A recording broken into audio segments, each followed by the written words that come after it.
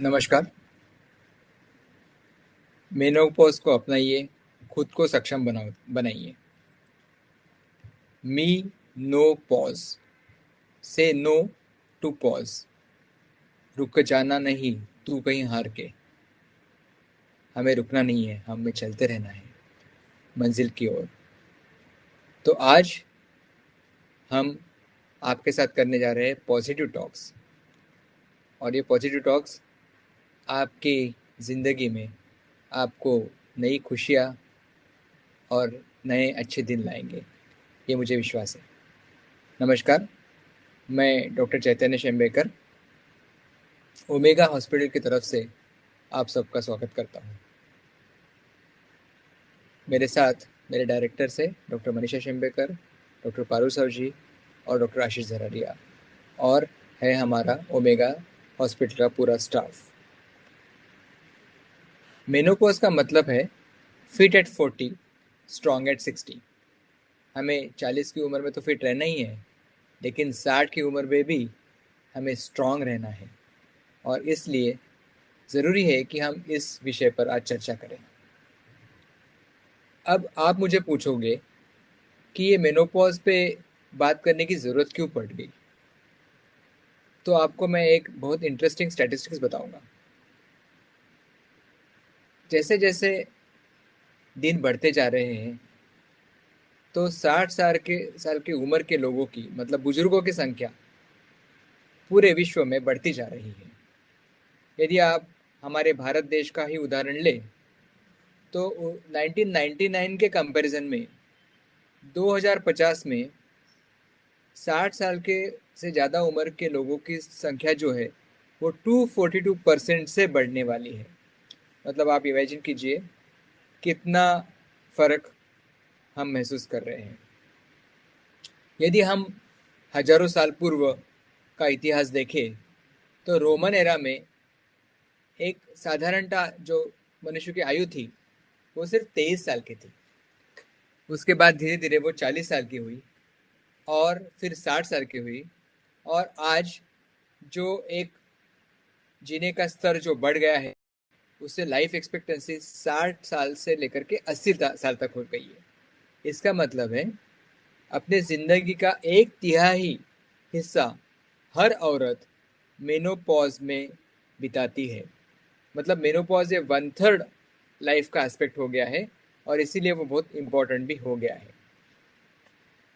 साथ ही साथ और एक चीज़ मैं आपको बताना चाहूँगा कि आजकल काफ़ी महिलाएं काम करती है, जॉब करती है, नौकरी करती है, और जब कोई काम करता है तो इन्हें वर्क लाइफ बैलेंस साधना पड़ता है।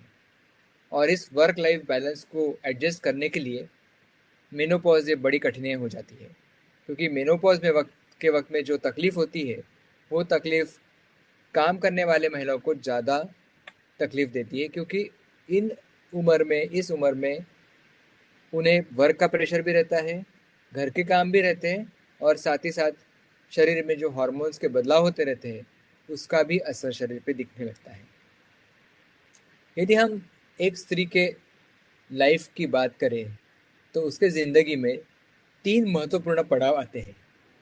एक पड़ाव है माहवारी शुरू होने का, जिसे हम मेनार्की कहते हैं। दूसरा महत्वपूर्ण पड़ाव है प्रेगनेंसी का, मतलब बच्चे होने का, जिसमें वो माँ बनती है। और तीसरा पड़ाव है मेनोपॉज का, जिसमें माहवारी बंद होती है। इन तीनों पड़ावों में हर स्त्री को अलग अलग तौर पे मुश्किलें झेलनी पड़ती हैं, और इन सभी पड़ावों में सबसे मेन रोल जो है वो रहता है हार्मोन्स का। इसलिए आप लोगों को हार्मोन्स की जानकारी होना ज़रूरी है। तो स्त्री के शरीर में 2 महत्वपूर्ण हार्मोन्स रहते हैं। एक रहता है ईस्ट्रोजन और दूसरा है प्रोजेस्टेरॉन। ईस्ट्रोजन ये स्त्री को स्त्रीत्व देता है, तो प्रोजेस्टेरॉन ये स्त्री को माँ बनाने में मदद करता है। साथ ही साथ टेस्टोस्टेरोन का हार्मोन भी कुछ अंश में स्त्री में रहता है, लेकिन वो मुख्यतः पुरुषों का हार्मोन है। मतलब टेस्टोस्टेरोन हार्मोन ये पुरुषों का हार्मोन है। तो ये हुई हार्मोन्स की बात। और यही हार्मोन से जिनके कम ज़्यादा होने की वजह से स्त्री के, महिला के शरीर में बदलाव आते रहते हैं। तो मेनोपॉज क्या है? यदि हम आसान भाषा में बात करें तो जब 12 महीने तक माहवारी नहीं आती है तो इसे हम मेनोपॉज कहते हैं। मतलब 12 महीने तक माहवारी नहीं आना, 1 साल तक माहवारी नहीं आना का मतलब है मेनोपॉज आ गया है। लेकिन इस बात को हम थोड़ा विस्तार से समझते हैं। हमें पता है कि हर महीने में मेंस्ट्रुएशन होती है, जिसमें पीरियड आते हैं 3 से 4 दिन तक। उसके बाद 14 दिन के आसपास ओवुलेशन होता है। उसके बाद जो यूट्रस है वो गर्भ यदि बनता है तो उसको रिसीव करने के लिए तैयारी करता है, और यदि गर्भ धारणा नहीं हुई तो गर्भाशय के थैली का जो अंदर का लेयर है वो फिर से निकल जाता है, और वो निकलता है माहवारी के रूप में। तो इस तरीके से ये साइकिल चलती रहती है। करीब करीब 28 दिन के साइकिल, जिसे हम माहवारी चक्र या मासिक चक्र कहते हैं, ये हर महीने स्त्री को जारी रहती है, स्त्री के शरीर में होते रहती है। लेकिन एक निश्चित आयु के बाद ये गतिविधि रुक जाती है। इसका अर्थ है माहवारी नहीं होती, और इसी अवस्था को हम मेनोपॉज कहते हैं। लेकिन ये जब मेनोपॉज जो है, ये मेनोपॉज अचानक नहीं आता, अचानक माहवारी नहीं रुक जाती। आपके शरीर में धीरे धीरे बदलाव आते रहते हैं, और हमें ऐसा महसूस होने लगता है कि हमारे शरीर में कुछ बदलाव आ रहे हैं जो शायद मेनोपॉज की तरफ हमें लेकर जा रहे हैं। इस पीरियड को, इस काल को हम क्लाइमेक्ट्रिक कहते हैं। तो क्लाइमेक्ट्रिक का जो काल है यही आगे जाके मेनोपॉज में बदलता है। तो इसको हम पेरीमेनोपॉज कह सकते हैं। पेरीमेनोपॉज के पीरियड में थोड़ा थोड़ा बदलाव आना शुरू होता है, और फिर जब पीरियड बंद हो जाता है उसके बाद माहवारी नहीं आती, और उसके बाद मेनोपॉज का पीरियड आता है, और फिर आगे जाके जो काल रहता है उसे हम पोस्ट मेनोपॉज का पीरियड ऐसा कहते हैं। तो ये जो समयावधि है, ये समयावधि 35 से 40 से ही शुरुआत होती है। 40 से इसका असर ज़्यादा दिखाई देता है। 40 से लेकर के 50 के बीच में पेरीमेनोपॉज का हम काल कह सकते हैं, या प्री मेनोपॉज भी इसे बोल सकते हैं। 48 टू 52 के बीच में, 48 से लेकर के 52 साल की उम्र के बीच में कभी तो भी मेनोपॉज एक्चुअली आता है, और फिर 52 साल के बाद का जो पीरियड में रहता है ये पोस्ट मेनोपॉज का पीरियड रहता है। और यदि हम इस चित्र को देखें तो हमें ये जानकारी समझ में आएगी कि ईस्ट्रोजन का हार्मोन जो है, ये हार्मोन का स्तर आप देखिए धीरे धीरे धीरे शरीर में कम होता जाता है।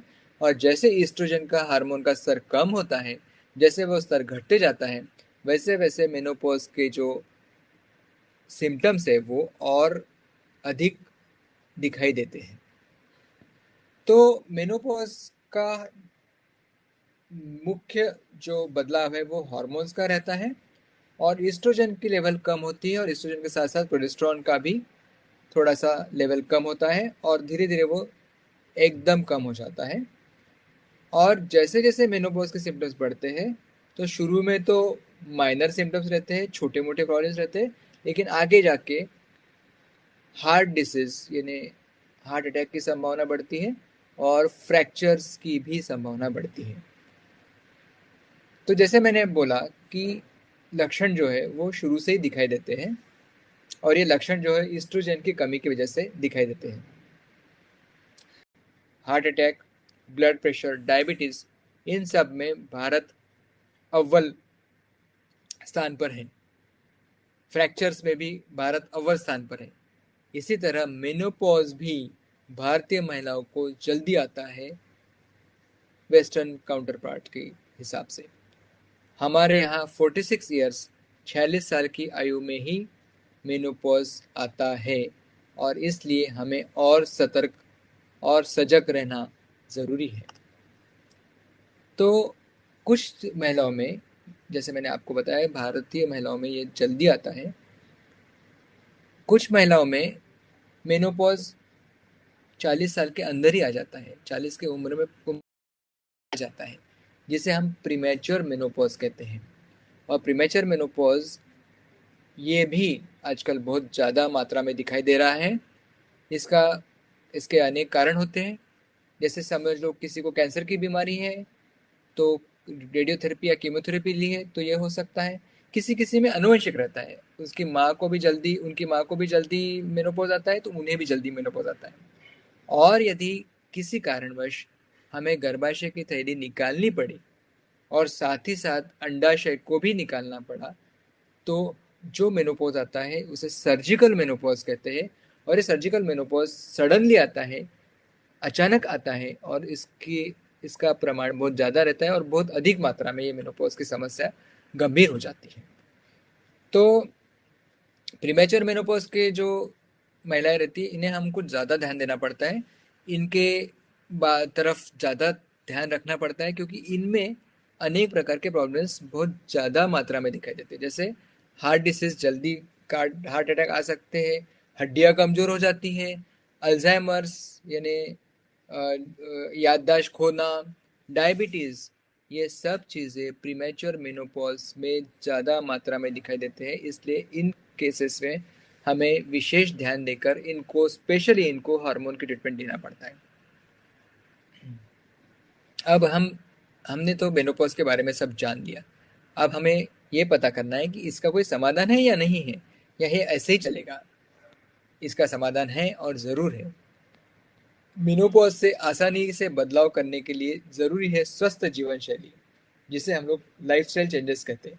आजकल हुआ क्या है कि हम सब लोग हमारी ज़िंदगी लाइफ में बिताने लगे हैं, स्टाइल में। जो लाइफ इन स्टाइल हम लोग बिताते हैं, जिसमें हम लोग जब मन चाहे तो बर्गर खा लिया, जब मन चाहे तो पिज़्ज़ा खा लिया, रोज़ पानी के बदले कोक पी रहे हैं, स्मोकिंग बहुत अधिक मात्रा में दिखाई दे रहा है, नशा करना, नशे का सेवन, अल्कोहल का सेवन बहुत ज़्यादा, रोज़ शाम को हम लोग वाइन ले रहे हैं या बियर ले रहे हैं, अल्कोहल का सेवन कर रहे हैं।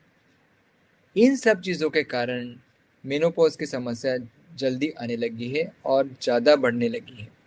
तो ज़रूरी है हमें इन चीज़ों को कंट्रोल में रखना है, क्योंकि मैं ऐसा नहीं बोलूँगा कि अल्कोहल का सेवन बिल्कुल नहीं करना चाहिए, लेकिन न्यूनतम अल्कोहल का सेवन, धूम्रपान बिल्कुल नहीं करना चाहिए, और साथ ही साथ अच्छी लाइफस्टाइल जीना बहुत ज़रूरी है, जिसमें आता है स्वस्थ आहार, नियमित व्यायाम, जीवन के प्रति अच्छा दृष्टिकोण, एटीट्यूड टुवर्ड्स लाइफ जिसे कहते हैं, और सबसे इम्पोर्टेंट है कोई हॉबी कल्टीवेट करो, किसी शौक को आजमाओ के देखो, जैसे कि गाना गा के देखो, या कोई खेल खेलो, जैसे तुम टेबल टेनिस खेलो या बैडमिंटन खेलो या स्विमिंग करो, या आपको यदि हारमोनियम बजाना आता है या कोई म्यूज़िकल इंस्ट्रूमेंट बजाना आता है तो वो करो, कुछ लिखो, कुछ ऐसा करो, क्रिएटिव चीज़ करो जिससे मन को आनंद लगता है, और इससे भी ज़रूर मेनोपॉज के जो प्रॉब्लम्स है वो कम मात्रा में दिखाई देंगे और इससे अच्छा भी लगेगा।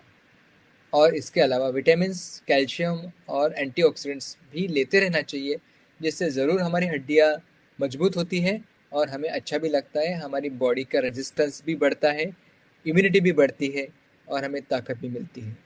और इसके साथ साथ ज़रूरी रहा तो हार्मोन थेरेपी लेना भी ज़रूरी है। तो young woman is a gift of nature and old woman is a work of art, ऐसा कहते हैं। और मैं हमेशा हमेशा जब भी मेनोपॉज के बारे में बोलता हूँ किसी भी मंच पर, तो मैं हमेशा हेमा मालिनी जी का उदाहरण सभी को देता हूँ, और मैं सभी महिलाओं को ये आग्रह और विनती करता हूँ कि आप जो आपका दृष्टिकोण है जीवन की तरफ, जो एटीट्यूड है वो हेमा मालिनी की तरह रखिए। आज देखिए इस उम्र में भी हेमा मालिनी कितनी सुंदर दिखती है। किसी ज़माने में वो ड्रीम गर्ल कहा करते थे उसको, लेकिन आज भी हेमा मालिनी ड्रीम गर्ल जैसी दिखती है। तो इतनी सुंदर क्यों दिखती है, ये ज़रूर जानना ज़रूरी है, क्योंकि हमें उनसे पूछना चाहिए, यदि मौका मिले तो हमें उनको पूछना चाहिए कि हेमा मालिनी जी आप बताइए कि क्या कारण है कि आप इतने सुंदर इस उम्र में भी दिखती हो। आज वो राज्यसभा की मेंबर हैं, उनके डांस के शो होते हैं, वो एक्टर हैं और वो दो बच्चों की माँ भी है। और कुछ साल पहले उनका बागबान नाम का जो मूवी आया था, कितना सुंदर मूवी था और कितना सुंदर काम उन्होंने इस मूवी में किया था। तो ऐसी हेमा मालिनी हम सब के लिए आदर्श है, और हमें देखना है कि इन आदर्शों पर चलकर हम भी अपना जीवन अच्छे से और खुशी से व्यतीत करें। तो मेनोपॉज की जो मैनेजमेंट है, इसमें होलिस्टिक अप्रोच बहुत ज़रूरी है अपना क्वालिटी ऑफ लाइफ बढ़ाने के लिए। यदि आपको हॉट फ्लशेस मतलब गर्म भाप के झपके आते हैं, तो आपको उससे डरना नहीं है। आपको जस्ट रिलैक्स करना है, काम डाउन करना है। और आपको तो आप मॉइस्ट वाइप्स या ऐसा कुछ कर सकते हैं, एसी लगा सकते हैं, फ़ैन लगा सकते हैं। स्पाइसी फूड कम खाओ, गर्म चीज़ें कम खाओ। रात को स्पेशली कॉफ़ी या अल्कोहल या चाय का सेवन मत करो। और लूज़ कॉटन क्लोथ्स पहनो। और हॉट वाटर बाथ सोने के पहले मत लो। और ज़रूरी रहा तो डॉक्टर से सलाह लेके आप ट्रीटमेंट भी कर सकते हो, यदि आपको बहुत ज़्यादा गर्मी के भपके आ रहे हैं तो। यदि आपको चिड़चिड़ा, इरिटेशन, एंग्जाइटी, रात को नींद नहीं लगना, ये सब हो रहा है, तो आप एटीट्यूड आपका बदलाव उसमें कीजिए। दृष्टिकोण बदलिए ज़िंदगी की तरफ देखने का, जीवन की ओर देखने का। और पॉजिटिव एटीट्यूड रखिए। हेल्दी डाइट लीजिए, अच्छा खाना खाइए, रेगुलर एक्सरसाइज कीजिए, ब्रीदिंग एक्सरसाइज कीजिए। सांस कैसे लेना ये भी बहुत ज़रूरी है। सांस लेने की एक टेक्निक है और ये टेक्निक आपको सीखनी चाहिए। प्रार्थना कीजिए, मेडिटेशन कीजिए, किसी हॉबी पे आपका लक्ष्य केंद्रित कीजिए और इससे आपको ज़रूर फ़ायदा होगा। आजकल काफ़ी लोग बाबा रामदेव जी की योगा देखते हैं और करते भी हैं। हमारे बहुत पेशेंट्स बोलते हैं कि हम लोग सुबह उठ के रामदेव जी का, बाबा रामदेव बाबा का चैनल देखते हैं और हमें बहुत उत्साह आता है और अच्छा लगता है। अच्छी बात है, इन सब चीज़ों को करना बहुत ज़रूरी है जिससे कि आपको अच्छा लगेगा। यदि आपको यूरिनरी सिम्टम्स, जैसे मैंने आपको बताया, पेशाब में जलन होना, योनि मार्ग में शुष्कपन या ड्राइनेस होना, यदि संभोग के दौरान दर्द हो रहा है या फिर खांसने से या हंसने से आपको यूरिन लीक हो रही है, तो आपको फिजियोथेरेपी के कुछ एक्सरसाइज आते हैं, फिजियोथेरेपिस्ट से सलाह लीजिए। और कुछ व्यायाम आते हैं जो आपको सीखना ज़रूरी है जिससे आपका कंट्रोल अच्छा रहेगा। कुछ जेल लुब्रिकेंट्स भी आते हैं जो आप कर सकते हैं। इसके अलावा मुझे लगता है लाइफ सही है तो टेंशन नहीं है तो सब कुछ अच्छा है। तो ये सही लाइफ के लिए एक आशा का किरण लेज़र के रूप में हमें दिखाई दे रहा है। और ये लेज़र जो है, हमारे ओमेगा हॉस्पिटल में ये लेज़र का मशीन हमारे पास उपलब्ध है। और ये डायोड मशीन है जो हम लोग इस्तेमाल करते हैं हमारे पेशेंट्स के लिए। और ये लेज़र मशीन जो है, इसमें एक प्रोब रहता है। और मैं आपको एक वीडियो दिखाऊंगा जिसमें आपको पता चलेगा कि ये लेज़र कैसे काम करता है।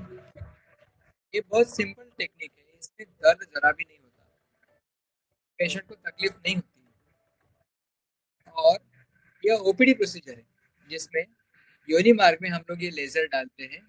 और इस लेज़र की किरणों के द्वारा योनि मार्ग का जो वॉल है, वजाना का जो वॉल है, इस वॉल को हम रीजनरेशन करते हैं, इसके टिश्यूज का रीजनरेशन करते हैं। और इस लेज़र के माध्यम से इस उम्र में होने वाली सब तकलीफें, जैसे कि योनि मार्ग का शुष्कपन, संबंध में तकलीफ या यूरिन का लीक होना, ये सब चीज़ों का ये एकदम सही इलाज है। और मैं आप लोगों के बीच से विनती करूंगा कि आप आपके डॉक्टर की सलाह लीजिए। और हमारे ओमेगा हॉस्पिटल में ये लेज़र की ट्रीटमेंट उपलब्ध है, इसका लाभ आप ज़रूर ले सकते हैं। ये बहुत सुंदर और बहुत अच्छा तरीका जिससे काफ़ी हमारे जो पेशेंट्स है इन्हें रिलीफ मिला है और वो बहुत खुश हैं। तो ये ऑपरेशन, इसे ऑपरेशन हम नहीं कहते, ये ट्रीटमेंट है, सादा, सरल और सिंपल उपचार है जिसका सबसे बड़ा एडवांटेज है कि कोई एनेस्थेसिया नहीं लगता, आपको रुकना नहीं पड़ता, भर्ती नहीं होना पड़ता, तुरंत रिकवरी होती है। और पेशेंट को इमीडिएट रिलीफ मिलता है, कोई दर्द नहीं, कोई तकलीफ नहीं। और यही इसकी ब्यूटी है, यही इसका सबसे बड़ा एडवांटेज है। और इस बेनिफिट को आप अनुभव करना चाहिए। जैसा कि मैंने आपको बताया कि ऑस्टियोपोरोसिस यानी हड्डियाँ कमज़ोर होना ये भारत देश में बहुत कॉमन है। और रिस्ट के फ्रैक्चर्स, बैकबोन का झुकना या उसमें कुबड़ आना और हिप का फ्रैक्चर ये बहुत कॉमनली होता है।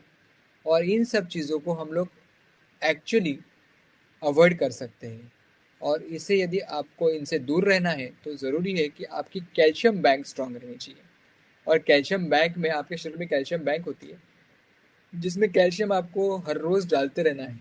वो कैल्शियम कैसे जाएगा बॉडी में? एक्सरसाइज से।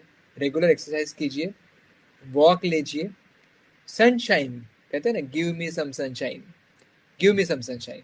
तो ये सनशाइन जो है विटामिन डी देती है। तो हर रोज़ आपको सूर्य की किरणों का आनंद लेना ज़रूरी है। उससे आपकी हड्डियाँ जो है वो ज़रूर स्ट्रांग होगी। साथ ही साथ आपको कैल्शियम और प्रोटीन्स ज़्यादा खाना है और कार्बोहाइड्रेट्स कम खाना है। तो अच्छा हेल्दी और अच्छा डाइट यदि आप रखो तो आपको हड्डियाँ की बीमारी जो है वो उससे आप दूर रहोगे। उसके लिए एक टेस्ट होता है जिसको हम लोग डेक्सा स्कैन बोलते हैं या बोन मिनरल डेंसिटी स्कैन बोलते हैं, जो आप कर सकते हैं। और ज़रूरी रहा तो आप डॉक्टर की सलाह लेके ट्रीटमेंट भी कर सकते हैं। इन उपचारों में हार्मोन्स की ट्रीटमेंट भी है, कैल्शियम विटामिन डी भी है और कोई दवाई भी है जिससे कि आपकी हड्डियाँ मजबूत रहेगी और आपको आगे जाके। साथ ही साथ हार्ट अटैक जैसे मैंने आपको बताया। और यदि आपको ये प्रॉब्लम है तो आप कार्डियोलॉजिस्ट की सलाह ज़रूर लीजिए। और अच्छा खाना, रेगुलर एक्सरसाइज, वजन और ब्लड प्रेशर को काबू में रखना और ज़रूरी रहा तो इन सब चीज़ के लिए दवाई लेना ये बहुत ज़रूरी है। हमने ऐसा पाया है और हमें ऐसा दिखाई गया है काफ़ी बार। हम लोग जब ओपीडी में देखते हैं पेशेंट्स को तो हमने ऐसा पाया है कि महिलाएं जब उनका ब्लड प्रेशर ज़्यादा होता है तो बोलते हैं कि अरे मेरा ब्लड प्रेशर कभी ज़्यादा रहता ही नहीं है, दवा हॉस्पिटल में आई इसलिए मैं डर। लेकिन ये सही नहीं रहता। उनका ब्लड प्रेशर ज़्यादा रहता है लेकिन वो इस बात को मानना नहीं चाहती, एक्सेप्ट नहीं करना चाहती है। और इसलिए वो बोलती है कि मेरा ब्लड प्रेशर हमेशा अच्छा रहता है। काफ़ी महिलाएं रहती है जिनका वजन ज़्यादा रहता है। हम बोलते हैं कि आप एक्सरसाइज कीजिए, आपका वजन कम कीजिए, तो बोलते हैं कि मैं तो सब कुछ करती हूँ, मैं रोज एक्सरसाइज करती हूँ। फिर हम पूछते हैं कब से एक्सरसाइज कर रहे हो, तो बोलते हैं कि अभी बारिश का मौसम चल रहा है तो 1 महीने से बंद है, लेकिन इसके पहले तो करती थी। लेकिन ये बंद क्यों है? एक्चुअल फैक्ट ये है कि वो एक्सरसाइज करती ही नहीं है। और ये भी फैक्ट है कि वो खाने में भी कंट्रोल नहीं करती है और इसी से उनका वजन बढ़ता है। तो आप किसे गुमराह कर रही हो? डॉक्टर को गुमराह करने से आपको कोई फायदा नहीं है। डॉक्टर तो आपका अपना काम करेगा, वो तो आपको सलाह देगा, लेकिन आप ही को जानना है, आप ही को समझना है। हमें वजन पर काबू रखना, ब्लड प्रेशर पर काबू रखना ये बहुत बहुत बहुत ज़रूरी है। और आखिरी में मैं आपको बताना चाहूँगा मेनोपॉज हार्मोन थेरेपी के बारे में। तो पेश है मेनोपॉज हार्मोन थेरेपी। इसे कुछ लोग हार्मोन रिप्लेसमेंट थेरेपी या एचआरटी भी कहते हैं। तो मेनोपॉज हार्मोन थेरेपी जो है लक्षण का सबसे प्रभावी उपचार है और ये शरीर में घटे हुए हार्मोन का स्तर को बढ़ाता है और उसे ठीक करता है। और मेनोपॉज के सभी लक्षणों से राहत दिलाने वाला यह उपचार है। अब आप थोड़ा जान लीजिए कि हार्मोन रिप्लेसमेंट थेरेपी क्या है। तो जैसा कि मैंने आपको शुरू में बताया, ईस्ट्रोजन और प्रोजेस्टेरोन ये दो हार्मोन्स रहते हैं और ये दोनों हार्मोन्स जो हैं ये हर महिला के शरीर में होते हैं। जैसे मेनोपॉज आता है उसका लेवल कम हो जाता है और धीरे धीरे करके वो पूरी तरह से बॉडी से निकल जाते हैं। अब यदि किसी महिला के गर्भाशय को निकाला तो ईस्ट्रोजन और प्रोजेस्टेरोन की मात्रा कम होगी, या ओवरीज निकाली तो कम होगी, या एज के साथ साथ उम्र के साथ साथ भी कम होगी। तो हम लोगों को दो हार्मोन्स का रिप्लेसमेंट करना पड़ता है, ईस्ट्रोजन का हार्मोन जैसा कि मैंने आपको बताया और प्रोजेस्टेरोन का हार्मोन। प्रोजेस्टेरोन का जो हार्मोन है ये एक्चुअली गर्भाशय को प्रोटेक्ट करता है, इसे बचाता है कैंसर से। इसलिए प्रोजेस्टेरोन साथ में देना पड़ता है ईस्ट्रोजन के साथ। मेन जो हार्मोन है, जो मुख्य हार्मोन है, जो मुख्य काम करता है वो ईस्ट्रोजन है। और प्रोजेस्टेरॉन सिर्फ कैंसर से बचने के लिए, गर्भाशय के थैली के कैंसर से बचने के लिए हम देते हैं। तो यदि कोई महिला का गर्भाशय निकाला है, उनका यूट्रस हमने हिस्टेक्टोमी करके निकाला है, तो उन्हें प्रोजेस्टेरॉन के हार्मोन की ज़रूरत नहीं रहती है, उन्हें सिर्फ ईस्ट्रोजन का हार्मोन दिया जाता है। तो ये जो हार्मोन ट्रीटमेंट है, ये मेनोपॉज के लक्षणों से राहत देता है। फ्रैक्चर, हार्ट अटैक, ऑस्टियोपोरोसिस, इसकी जोखिम कम करता है और जीवन की गुणवत्ता सुधारता है। जैसे हमारा जो लाइफ है, लाइफ एक्सपेक्टेंसी बढ़ाता है और क्वालिटी ऑफ लाइफ जिसे हम कहते हैं, जीवन की गुणवत्ता, इसे भी वो ज़रूर सुधारता है। तो हृदय रोग की जोखिम तो कम होती ही है, साथ साथ फ्रैक्चर की भी रिस्क कम होती है। अब आप बोलोगे, यदि आप पूछना चाहोगे कि ये तो सब ठीक है, हार्मोन रिप्लेसमेंट थेरेपी आप करते हो, लेकिन कहीं इससे कोई प्रतिकूल परिणाम तो नहीं होते, तो आप डॉक्टर से बात कीजिए और आपके डॉक्टर आपको ये बात की अच्छी तरह से जानकारी देंगे कि कम खुराक और अल्प अवधि के लिए यदि आप ये दवाई दो, तो इससे जोखिम नहीं बढ़ती। यानी 5 साल से कम पीरियड तक यदि आप 5 साल से कम पीरियड तक यदि आप ये दवाई दो और कम मात्रा में दो, जिसका डोज जो है वो कम से कम रखो, तो इससे कोई जोखिम नहीं बढ़ती। यदि आप लेट इस उपचार को शुरू करो, जैसे 60 साल के बाद शुरू करो और 10 साल से ज़्यादा देर तक दो, तो तकलीफ, दिक्कत आ सकती है। और आपके डॉक्टर आपका निजी इतिहास, फैमिली हिस्ट्री और ये सब पूछ के ही आपको दवाई देंगे, ताकि आपको इस प्रॉब्लम को सहन करना ना पड़े, इस समस्या को आपको सहन करना ना पड़े। अब आप ये भी पूछोगे कि हार्मोन रिप्लेसमेंट थेरेपी लेना ज़रूरी है क्या? कोई दूसरी अनुपूरक उपचार पद्धति है जिससे हम लोग हार्मोन से बच भी सकते हैं और हमें तकलीफ भी हमारी दूर हो सकती है? तो ऐसी भी दवाइयाँ हैं। कुछ नेचुरल एस्ट्रोजन, फाइटो एस्ट्रोजन हम इसे कहते हैं, ये भी बाज़ार में उपलब्ध है, जो आप ले सकते हो, जिससे आपको आपकी तकलीफ काफ़ी हद तक दूर हो सकती है। लेकिन ये जो हार्मोन से ये जो ट्रीटमेंट है, ये थोड़ी माइल्ड ट्रीटमेंट है। यदि आपको सही में तकलीफ है, तो आपको हार्मोन ट्रीटमेंट ही लेना पड़ेगा। आइए हम हार्मोन ट्रीटमेंट के कुछ सामान्य गलतफहमियों को दूर करते हैं, जो गलतफहमियाँ समाज में हैं और आपके भी मन में ये विचार ज़रूर आते होंगे, जिसे हम दूर करना चाहेंगे। सबसे पहला विचार जो महिलाओं के मन में आता है, तो इसके विषय में हम चर्चा करेंगे, ये है वजन का बढ़ना। तो ध्यान रखिए कि हार्मोन ट्रीटमेंट से वजन नहीं बढ़ता। ये तो बढ़ता तो नहीं है, लेकिन हम यदि अच्छे से ट्रीटमेंट करो तो वजन कम होने में, और स्पेशली जो पेट में जो फैट जमा होता है, उसको कम करने के लिए ये आपको मदद करेगा। किसी किसी को लगता है कि इसके कारण स्तन कैंसर हो सकता है, तो इसमें आपको ये बात पता रहना ज़रूरी है कि जो प्रोजेस्टेरॉन हार्मोन है, उसमें कुछ सिंथेटिक प्रोजेस्टेरॉन्स है जो पहले पुराने बाजार में उपलब्ध थे, जिससे कि ब्रेस्ट कैंसर की संभावना थी। लेकिन आज जो प्रोजेस्टेरॉन उपलब्ध है, वो सिंथेटिक नहीं, नेचुरल प्रोजेस्टेरॉन है। और जो नैसर्गिक प्रोजेस्टेरॉन रहते हैं, इनमें स्तन कैंसर की संभावना नहीं रहती है।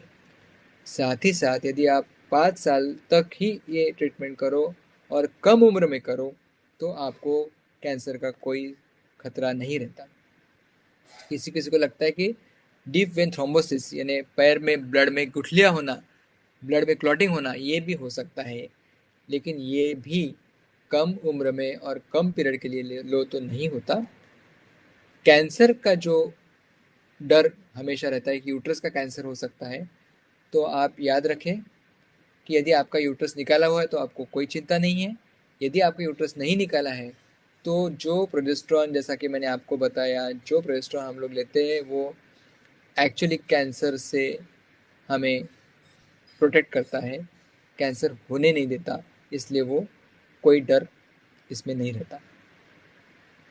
हार्ट अटैक की जोखिम बढ़ती तो नहीं है, बल्कि हार्ट अटैक की जोखिम कम होती है इस दवाई से। डायबिटीज़ की भी जोखिम कम होती है, और डायबिटीज़ पे और ब्लड प्रेशर पे इसका कोई प्रभाव नहीं पड़ता। ये बात आप ध्यान रखिए।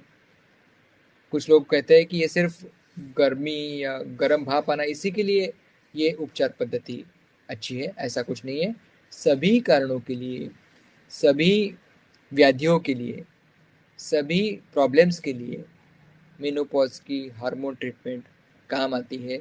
सभी प्रॉब्लम्स इससे कम होते हैं। अब एक थोड़ा सा नाजुक विषय है जिसके बारे में आपसे मैं बात करना चाहूँगा जाते जाते। सेक्स आफ्टर 40, 40 साल के बाद संभोग की प्रक्रिया में जो कठिनाई आती है, इसका क्या करें? तो ये भी आपका जीवन की तरफ देखने का नज़रिया जो है, इससे बहुत इसमें फ़र्क पड़ेगा। एक तो आपकी लाइफस्टाइल अच्छी रहनी चाहिए। दूसरा यानी आपका जीवन की तरफ देखने की दृष्टि जो है वो अच्छी रहनी चाहिए। अंदर से आपको कैसे लग रहा है? आपको यदि अंदर से यंग महसूस हो रहा है, आपको लग रहा है कि हम मन से हम जवान हैं, दिल से हम जवां हैं, तो दिल से जो जवां रहता है वो शरीर से भी जवां रहता है। लेकिन किसी किसी महिलाओं में इस प्रॉब्लम को, जैसे कि संभोग के दौरान दर्द होना या शुष्क योनि मार्ग की वजह से तकलीफ होना, इसके लिए प्रॉब्लम के लिए उपचार ज़रूरी हो जाता है। और इसमें हम लोग हार्मोन थेरेपी के साथ साथ लेज़र थेरेपी करते हैं। और मैं आपको दावे के साथ कह सकता हूँ कि लेज़र थेरेपी से हमारे काफ़ी सारे पेशेंट्स को इस कठिनाई से मुक्ति मिली है, और उनके जीवन में पूरी तरह से बदलाव आ गया है। उनका जीवन बदल गया है, उनकी ज़िंदगी बदल गई है, और वो फिर से ज़िंदगी को नए दृष्टिकोण से देखने लगे हैं। तो लेज़र थेरेपी जो है वो बहुत अच्छी थेरेपी है, जो बहुत अच्छे से काम करती है। हमारे ओमेगा हॉस्पिटल में हम लोग महिलाओं को जिनकी उम्र 45 साल से ज़्यादा है, स्मार्ट कार्ड्स देते हैं। स्मार्ट महिलाओं को स्मार्ट कार्ड्स। और हमारे यहाँ मेनोपॉज क्लिनिक का भी कंसेप्ट है।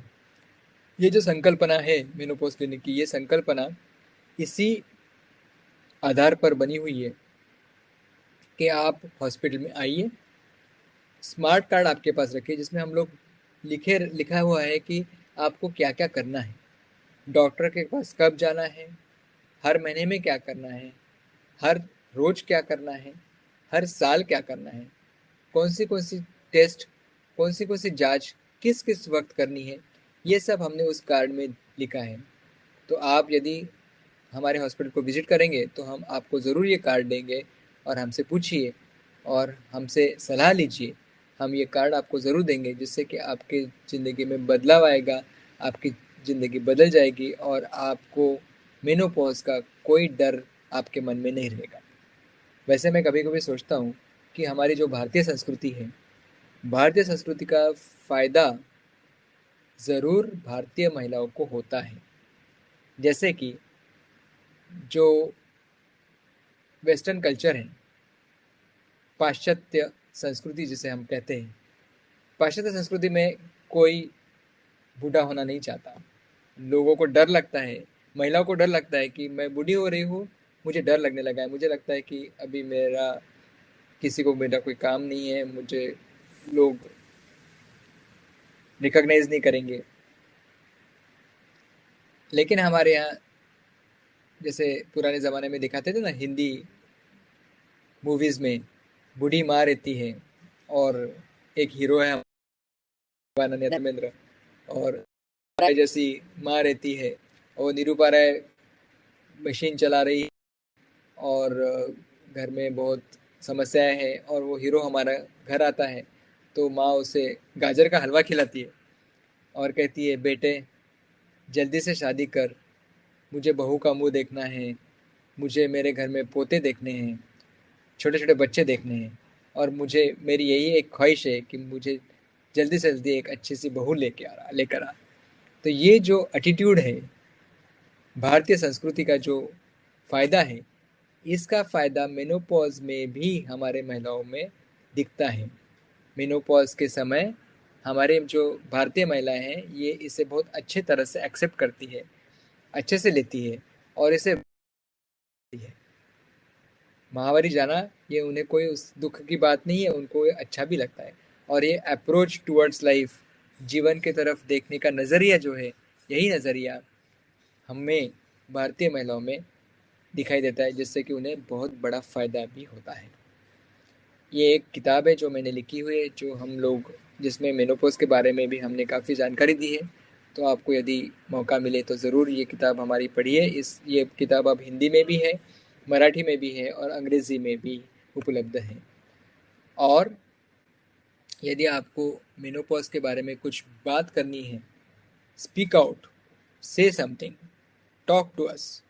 और आपको यदि कुछ पूछना है, कुछ डिस्कस करना है, कुछ समस्या है, तो ये टोल फ्री हेल्पलाइन नंबर है, इसका आप स्क्रीनशॉट ले लीजिए, क्योंकि ये नंबर आपको गोपनीय रूप से आपका अपना नंबर है, जिससे आपको काफ़ी सारी जानकारी भी मिलेगी और आपकी पूरे समस्याओं की का हल भी इसमें ज़रूर होगा।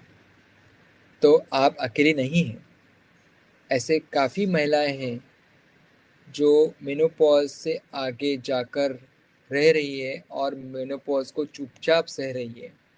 तो आइए आपके आसपास तकलीफ़ झेल रही किसी भी महिला की सहायता करने की हम शपथ लें, और इससे पहले हम खुद को संभालें, हम खुद की मदद करें और पहले हम खुद को अच्छा रखें और फिर खुद अपने लिए बोलें, और फिर हम समाज में भी जागरूकता ला सकते हैं और ज़्यादा से ज़्यादा लोगों को हमारे इस समस्या का हल करने के लिए, बोलने के लिए प्रवृत्त कर सकते हैं।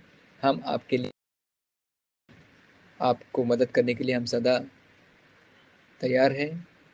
और आज आप सब ने मेरा ये मेनोपॉज़ के ऊपर मेरे जो विचार मैंने जो व्यक्त किए वो आपने सुने, इसलिए मैं आप सबका बहुत बहुत आभारी हूँ।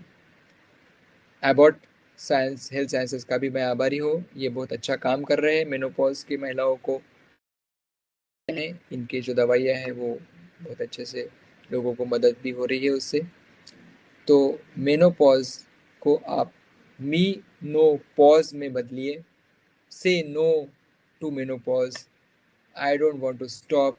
हमें चलते रहना है, चलते रहना है और चलते रहना है। धन्यवाद। Thank you. मुझे एक सवाल इसमें दिखाई दे रहा है कि हार्मोन थेरेपी कितने समय तक सेफ़ है। तो जैसा कि मैंने आपको बताया, 5 साल तक हार्मोन थेरेपी सेफ़ है। और आप एक बात ज़रूर कीजिए कि आपके डॉक्टर की सलाह ज़रूर लीजिए, क्योंकि बिना डॉक्टर की सलाह के हार्मोन रिप्लेसमेंट थेरेपी आपको नहीं लेनी है। और कम मात्रा में और कम अवधि के लिए hormone replacement therapy absolutely safe है। यही मैं आपको बताना चाहूँगा।